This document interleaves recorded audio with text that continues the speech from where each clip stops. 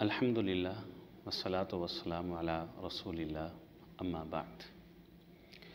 शैतान जो इंसान का अज़ली और अबदी दुश्मन है, वह हर वक्त इस मौके की तलाश में रहता है कि इस इंसान से कोई गलती करवाए और इस इंसान को बहकाए।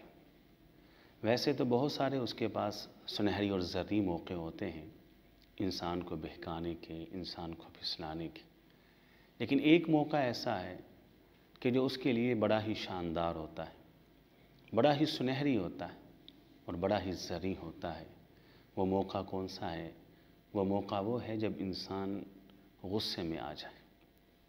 गुस्से में इंसान के हवास उसके कंट्रोल में नहीं रहते, उसे समझ नहीं आती कि अपनी ज़ुबान से क्या कह रहा है, वो किसके ऊपर अपना हाथ उठा रहा है, और बसा औकात गुस्से में किए फ़ैसले सारी उम्र के लिए इंसान के लिए शर्मिंदगी का बायस बन जाते हैं। यही वजह है कि एक सहाबी नबी अलैहिस्सलातु वस्सलाम के पास आते हैं और आकर अर्ज़ करते हैं कि मुझे कोई वसीयत करें। तो आप कहते हैं ला तग़ज़ब, गुस्सा न किया कर। वो दोबारा कहता है, आप फिर कहती हैं ला तग़ज़ब, गुस्सा न किया कर।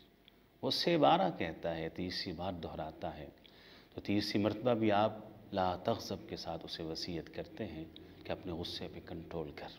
और कलामुल्लाह के अंदर अल्लाह रब्बुल इज़्ज़त बयान फरमाते हैं वल काज़िमीनल गैज़। जो मुत्तक़ीन होते हैं, जो मुहसिनीन होते हैं, उनका एक वस्फ़ ये भी है कि वह गुस्से को पी जाते हैं। नबी अलैहिस्सलातु वस्सलाम इरशाद फरमाते हैं कि गुस्सा शैतान की तरफ से है और शैतान को आग से पैदा किया गया है और आग को पानी ही ठंडा करता है। तो लिहाजा जब किसी को गुस्सा आए वो वुज़ू बना लिया करे। जैसे ही वुज़ू करेगा तो उसका गुस्सा रफ़ा हो जाएगा। अगर गुस्से में खड़ा है तो बैठ जाए, बैठा है लेट जाए। अगर खड़ा है बैठेगा, गुस्सा उसका रफ़ा हो जाएगा। बैठा है लेट जाएगा, उसका गुस्सा जाता रहेगा। और साथ अऊज़ु बिल्लाहि मिनश शैतानिर रजीम, इसको भी अपनी ज़ुबान का विर्द और वजीफ़ा बना ले तो अल्लाह ताला शैतान के हमले से इंसान को बचा लेंगे।